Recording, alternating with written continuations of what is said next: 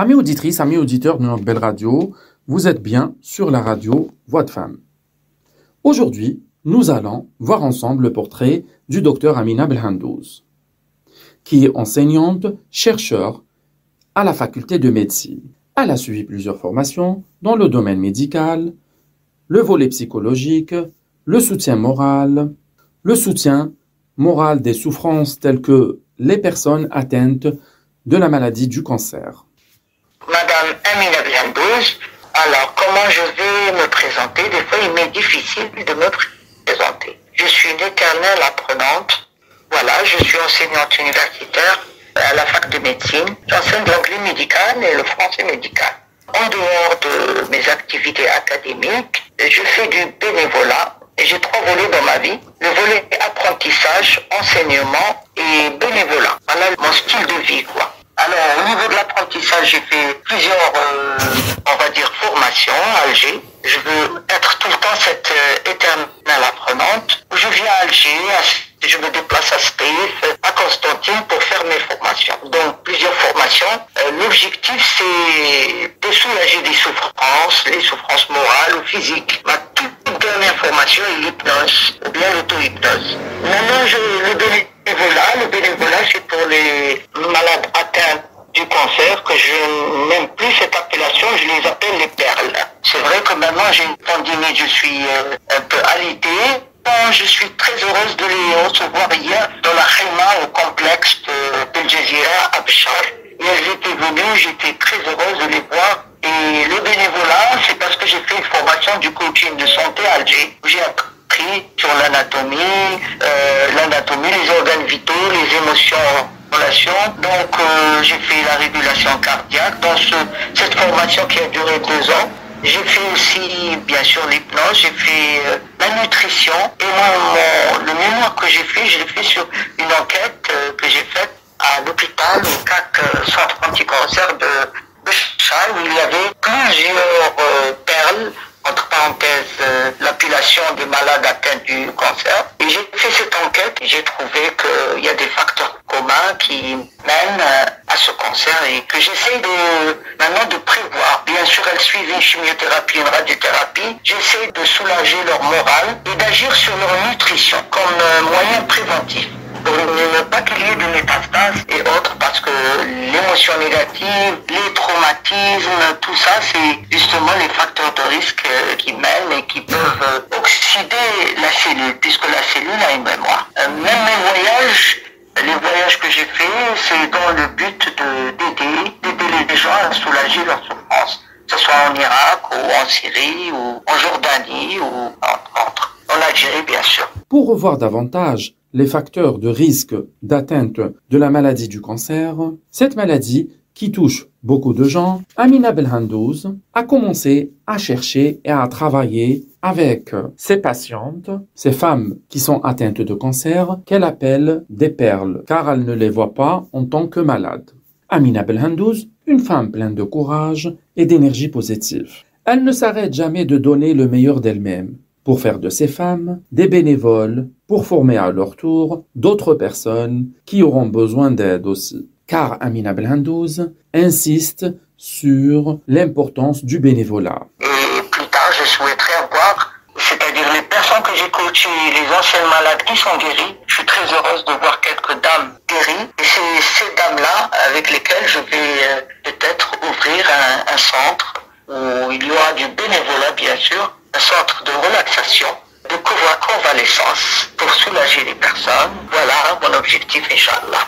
Nous avons rencontré cette formidable dame à Béchar qui a accepté de répondre à nos questions par téléphone. Souffrante d'une tendinite, Madame Amina Belhandouz ne s'arrête pas de donner le meilleur d'elle-même.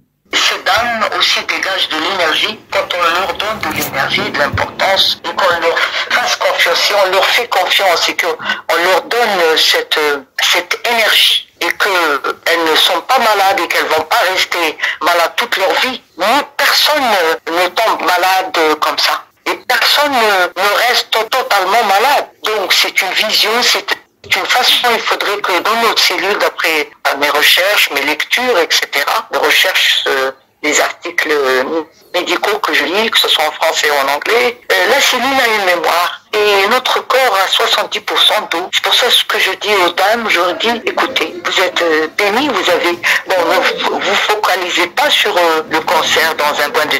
Vous avez fait ablation du sein, on a fait un projet où on fait des soutiens-gorge en coton. Donc remplacez ça, soyez restés belles, vous êtes belles. On a seulement enlevé un sein qui était malade pour que vous restiez en bonne santé. Maintenant, vos cheveux tombent, on va créer des couleurs, des chapeaux. Et ça a été pris du livre du docteur De Bono, le psychiatre, un livre intitulé Les 6 chapeaux de pensée, The Six Thinking Hats, et qui veut dire, les 6 couleurs, noir, rouge, blanc, bleu, vert et jaune. Nous, on les a un petit peu transférés, changé la métaphore de la couleur rouge. On s'est dit, écoutez, arrêtez, essayez de garder un chapeau rouge qui ait cette adoration d'Allah pour oublier Satan. Et bien sûr, suivez les principes de notre prophète, sallallahu alayhi wa sallam. Et troisième, aimez-vous, considérez-vous, aimez-vous, vous êtes une belle femme. Donc restez une belle femme. Troisième élément, c'est déjà bien sûr, l'adoration d'Allah, l'amour que vous avez vis-à-vis de notre prophète. Et votre propre considération. Ne laissez personne prendre votre vie ou qu'on vous rabaisse ou que vous soyez forte. Dr Amina Belhandouz a beaucoup travaillé dans le domaine de la recherche. Après son travail de recherche, qui était approfondi, Madame Amina Belhandouz essaye d'aider ces femmes à se reconstruire, à voir la vie d'un autre œil, malgré cette maladie et les souffrances qu'elles avaient passées auparavant. Donc là, on a des projets de soutien, Inch'Allah, et on fait même des moyens, on n'achète pas les soutiens qui font 20 000 dinars, en attendant qu'elle fasse une reconstitution. Donc nous, on a pensé à des formes de dessin dans un soutien-gorge, et ça marche. Plus le bonnet, les 6 couleurs, comme je vous ai dit, le rouge, le jaune c'est l'optimisme. Pour nous, le vert c'est l'imagination. Laissez votre créativité agir, faites des dessins, faites des choses. Pourquoi l'objectif dans tout ça? C'est que vous allez faire régénérer des cellules nouvelles. Vous êtes en train de faire la chimio, la radio. Ça, c'est comme si vous êtes dans un bain. Maintenant, occupez-vous de ce qui est beau de la nature. Si vous êtes peintre, si vous êtes artiste, dessinez. Ils sont venus me voir, qui m'ont ramené leurs dessins magnifiques pour ce 8 mars. Elles sont venues avec quand elles viennent faire leur contrôle, il y a une qui est venue avec 12 chapeaux. Maintenant, elle est partie chez elle à Mostaganem. Elle est revenue avec 12 couleurs, et le double couleur des 6 chapeaux de hier. Deux dames qui étaient un peu démoralisées, on leur a dit, écoutez, il a été optimiste et qui est venu faire son contrôle. On lui a dit que tu es guéri et que dans le contrôle, c'est bien. Donc, elle est venue avec l'idée que je donne quelque chose, je suis optimiste, je vais donner. C'est ce qu'on appelle le gâteau bonheur, comme dit le grand professeur Calais dans sa revue Nutrition et Santé. Donc moi je pense que quand on donne, on reçoit. On reçoit quoi? On reçoit cet amour, on reçoit ces hormones qui sont la dopamine, la sérotonine. L'endorphine, c'est ce qu'on appelle reward hormone, c'est la récompense, c'est l'hormone de la récompense. Et ça nous fait ces hormones qui nous font plaisir, cette sérotonine. Voilà, un peu de la joie, c'est nous qui la créons. Je voudrais que ces personnes-là dessinent leur avenir. Étant malade, Amina Belhandouz ne s'arrête pas à donner le meilleur d'elle-même à ces femmes atteintes de cancer, qui à leur tour n'arrêtent pas de déclarer leur attachement à cette bonne dame. Étant présent là-bas, accompagné de ces femmes qui étaient atteintes de cancer et qui sont aujourd'hui guéries, alhamdoulilah, ces femmes déclaraient leur attachement à Madame Amina Belhandouz. On a vu des preuves d'amour, car toutes ces femmes veulent aider le docteur Amina Belhandouz à oublier les souffrances de sa tendinite, en prenant soin d'elle et veillent à ce qu'elle ne manque de rien. Comme fait Fatima Boumarid, qui était ancienne malade, qui est ma garde malade. C'est elle ma garde malade. Elle, avec laquelle j'ai été dans ces moments où elle avait fait l'ablation du sein, maintenant elle est là. Elle est garde-malade avec Dr Blendous et elle est garde-malade avec les femmes du CAC et elle est bénévole. C'est ce qu'on veut. On veut créer chez ces femmes courage à rendre, à oublier le mal. Il faut laisser la médecine faire les choses et que leur état d'esprit, c'est justement de penser aux autres. Voilà donc, et c'est pour ça que cet après-midi, le Croissant Rouge va venir me chercher pour encore célébrer avec ces femmes. Là-bas, je vais partir, c'est vrai, avec mes béquilles, pourquoi pas, parce qu'on peut tous tomber malade. Et puis, bon, il faut rester enfant, il faut rester fort dans son subconscient et dans son conscient. Madame Amina Belhandouz aide ces femmes à accepter les choses telles qu'elles sont, car il y a une volonté divine. Cette maladie peut atteindre tout le monde, car personne n'est épargné. Docteur Amina Belhandouz, heureuse de ce qu'elle est contente de ce qu'elle fait et de ce qu'elle apporte à ces femmes, auxquelles elle enseigne la vie. De plus qu'elle leur apporte le soutien moral et psychologique. Ce soutien moral qui les laisse toujours fortes, malgré le passé et malgré la maladie. Donc j'ai un projet, c'est vrai. Projet, c'est un genre de kit. J'ai aussi le projet des lunes et des cœurs. Les lunes et les cœurs, après mastectomie, je leur offre ce qu'on appelle des lunes comme forme de sac qu'elles mettent sous le bras parce qu'après mastectomie, les femmes souffrent parce que le bras il descend un petit peu et on leur donne genre de rembourré, bien sûr avec gonfle ces lunes avec comme si c'était un sac. On leur donne et elles marchent avec comme si c'était un joli sac. Et la nuit aussi, pour dormir, on leur offre des petits cœurs. Et les cœurs, c'est toujours les mêmes couleurs, hein, les 6 couleurs. Et on leur offre, quand elles dorment, elles mettent ces cœurs sous le bras.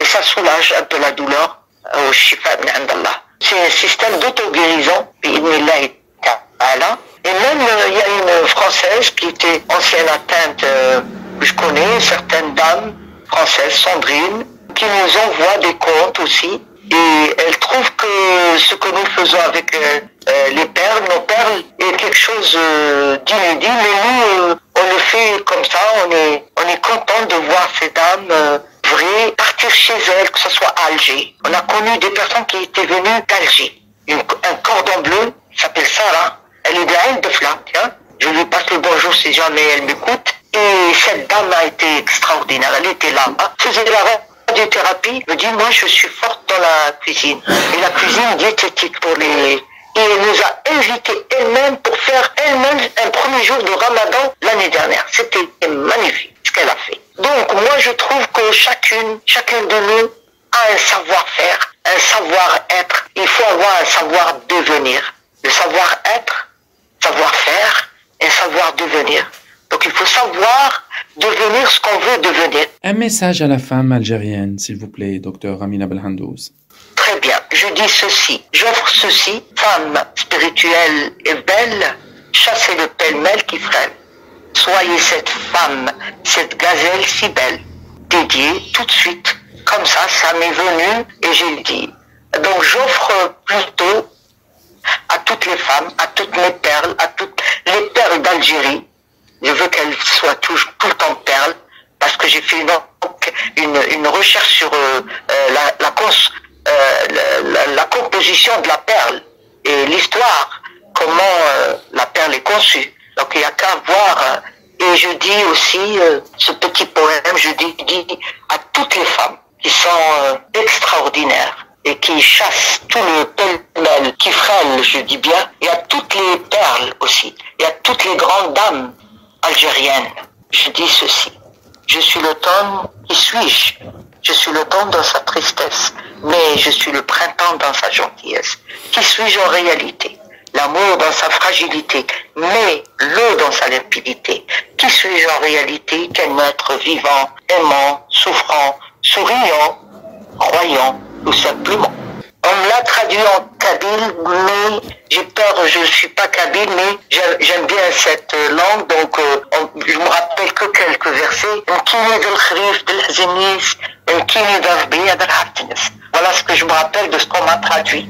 Donc voilà, ou bien au Chaoui, à toutes les femmes, Chaoui aussi, kabyle, à toutes les Algériennes, à toutes les femmes, à toutes les femmes de Gaza, qui sont solides, qui ont du cran devant ce qui se passe. À toutes ces femmes, je dis bravo, bravo, bravo. Soyez toujours belles, considérez-vous et aimez vos prochains. Ne laissez jamais votre état d'esprit sombrer dans la solitude, dans la déprime. Soyez forte. Même une maladie, même un mal, même quel que soit le mal, restez forte. Restez toujours forte.